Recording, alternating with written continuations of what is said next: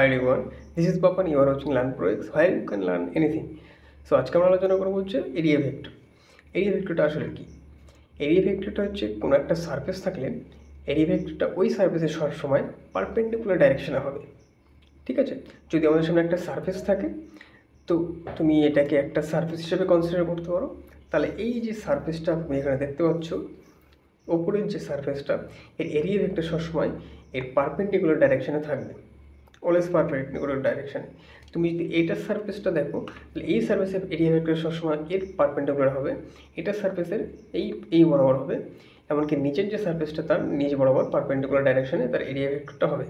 তো আজকে বিষয় হচ্ছে আমাদের এরিয়া ভেক্টর। সো এর যদি আমরা একটা ডেফিনিশন বা একটা পয়েন্ট যদি আমরা সবসময় মাথায় রাখি তাহলে সবসময় মনে রাখতে হবে area vector always the direction, তুমি লিখতে পারো দ্য ডাইরেকশন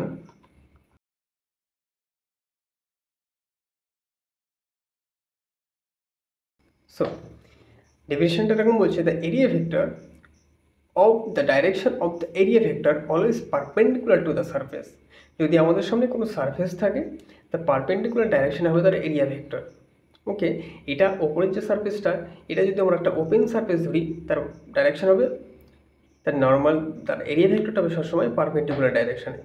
যদি একটা ক্লোজ সারফেস হয়, তুমি ধরো এই মোবাইলটা টোটাল একটা ক্লোজ সারফেস, এটা একটা সারফেস, এটা একটা সারফেস, তো ক্লোজ সারফেসের এরিয়া ভেক্টর সবসময় বাইরের দিকে হবে।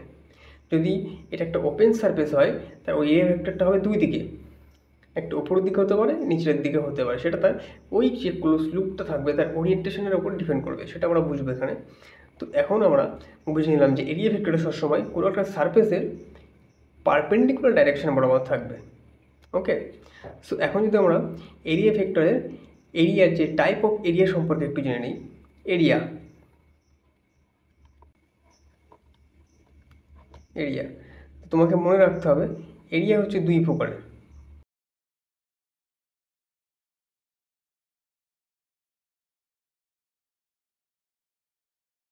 এরিয়া হচ্ছে আমাদের দুই প্রকারের, open area and close area. First আমরা জানবো হচ্ছে ওপেন এরিয়াটা কি। তো তোমাদের সামনে আমি একটা ক্লোজ লাইন ড্র করছি। ফার্স্ট আমরা ড্র করছি একটা ক্লোজ লাইন। তুমি দেখো আমাদের সামনে একটা ক্লোজ লাইন ড্র করছি,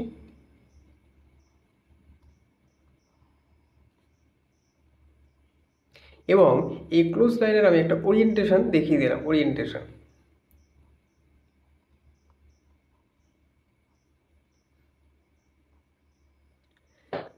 তুমি এই যে একটা ক্লোজ লুপ দেখতে পাচ্ছ, এই ক্লোজ লুপটা একটা এরিয়াকে এনক্লোজ করছে, একটা ক্লোজ লুপ যেটা কিনা একটা এরিয়াকে, এই ভিতরটা হচ্ছে একটা এরিয়াকে এনক্লোজ করছে। তার মানে এটা একটা ক্লোজ এরিয়া না, এটা একটা এরিয়াকে এনক্লোজ করছে, বাট এটা হচ্ছে ওপেন এরিয়া, যেটা কোনো এরিয়াকে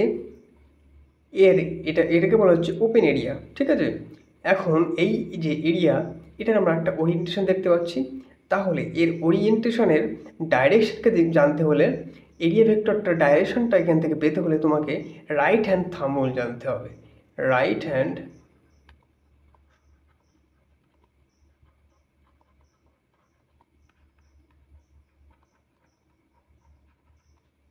থাম্ব রুল সম্পর্কে জানতে হবে। ঠিক আছে, থাম্ব রুল। এখন তোমার যে ডাইরেকশন বরাবর তোমাদেরকে লুপের যে ডাইরেকশন দেওয়া আছে সেই বরাবর তোমাদেরকে রাইট হ্যান্ড রাখবে এবং সেটাকে কার্ল করবে ও ডাইরেকশন বরাবর।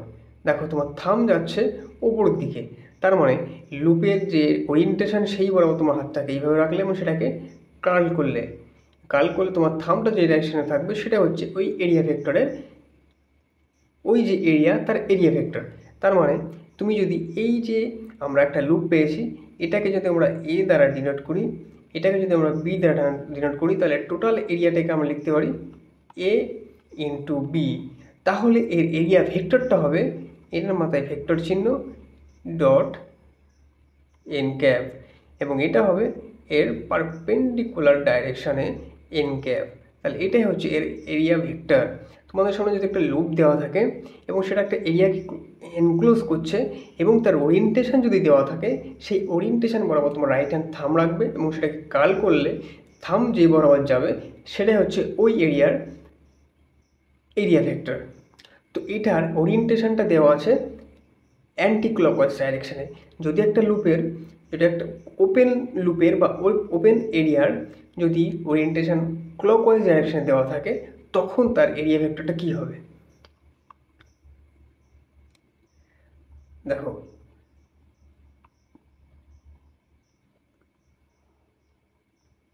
একটা ক্লোজ লুপ যেটা একটা এরিয়াটাকে নিয়ে আছে এবং এর ওরিয়েন্টেশন দেওয়া আছে ক্লকওয়াইজ ডাইরেকশানে। দেখো এটা একটা এরিয়াকে এনক্লোজ করছে, তাহলে এর ওরিয়েন্টেশন বরাবর এই যে এরিয়াটাকে এনক্লোজ করছে এর এরিয়া ভেক্টরটা কী হবে। সেই যে বললাম ওরিয়েন্টেশন বরাবর তোমার রাইট হ্যান্ড থাম্ব রাখবে, এই রাইট হ্যান্ড থাম্ব রাখলে কাল করলে দেখো এইভাবে রাখতে হবে তোমাকে হাতটাকে, এইভাবে, ঠিক আছে। যখন উপরের ওরিয়েন্টেশনটা ছিল যেই বরাবর যাচ্ছে সেই বরাবর হাতটাকে এইভাবে রাখছি, তাহলে এখন উল্টো হয়ে যাচ্ছে, তাহলে হাতটাকে রাখতে হবে এইভাবে, ওকে, এইভাবে। তাহলে কাল করলে ভিতরের দিকে কাল করলে তোমার ডাইরেকশনটা কী হচ্ছে, নিচের দিকে। তাহলে নিচে যে এরিয়াটাকে আমরা পাচ্ছি তার এরিয়া ভেক্টরটা হবে নিচের দিকে, ওকে। এবং এটাকে যদি আমরা এ দ্বারা ডিনোট করি, এটাকে বি দ্বারা, তাহলে টোটাল এরিয়াটাকে আমরা লিখতে পারি এ বি, এবং এরিয়া ভেক্টরটাকে লিখতে পারি এ মাসে ভেক্টর চিহ্ন ডট এন ক্যাপ, এবং এটা হবে নেগেটিভ কারণ এর ডাইরেকশনটা হচ্ছে নিচের দিকে, ওকে। তাহলে এটা এর representation of area vector of A open area বা ওপেন লুপের, ঠিক আছে। তোমাকে রাইট হ্যান্ড থাম্ব রুলটা অবশ্যই জানতে হবে। তো এটা আমরা দেখলাম যে ওপেন এরিয়া থাকলে সেটার এরিয়া ভেক্টরটা কীভাবে বার করতে পারবো। এইভাবে যে কোনো টাইপের তোমাকে এরিয়া দেওয়া থাকলে তার ওরিয়েন্টেশন দেওয়া থাকলে সেখানে তোমার right hand thumb rule use করবে, সেটাকে কাল করবে, কাল করলে তোমার থাম্বটা যেদিকে পয়েন্ট আউট করবে সেটাই হচ্ছে ওই এরিয়ার এরিয়া ভেক্টর, ওকে। এখন আমরা জানবো হচ্ছে ক্লোজ এরিয়া। তো ক্লোজ এরিয়া জানতে হলে আমরা এখানে একটা কিউবস কনসিডার করবো, কিউব।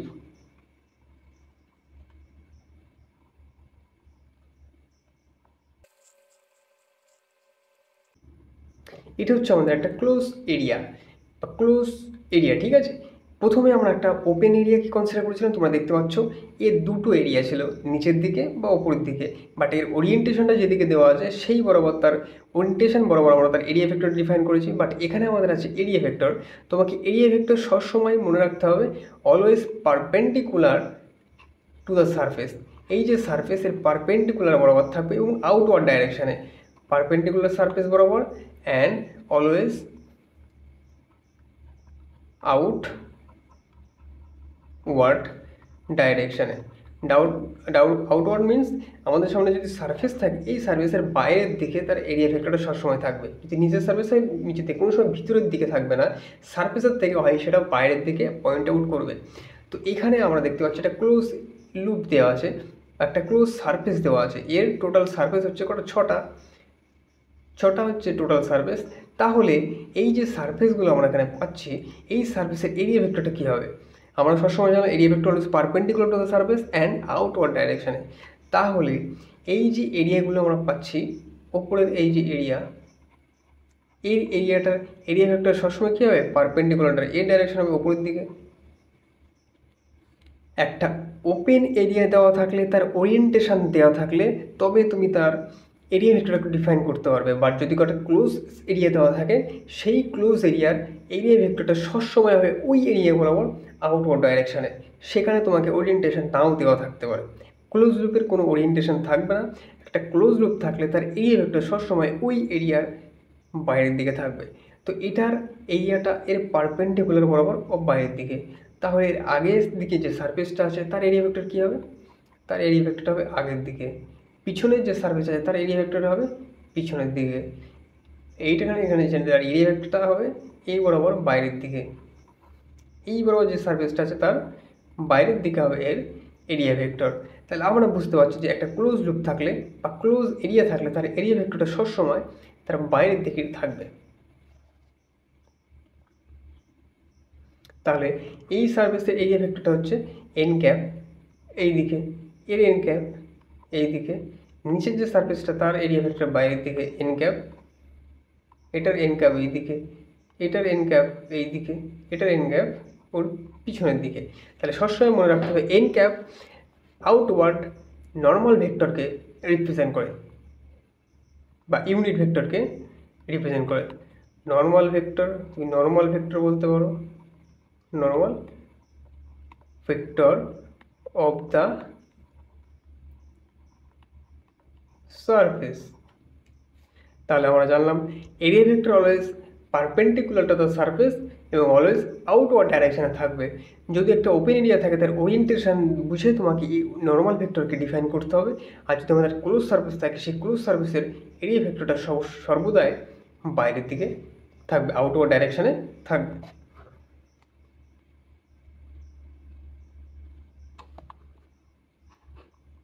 ওকে, ভিডিওটি ভালো লাগলে অবশ্যই লাইক করবে, সাবস্ক্রাইব করবে এবং নিচে কমেন্ট অবশ্যই করবে। ধন্যবাদ।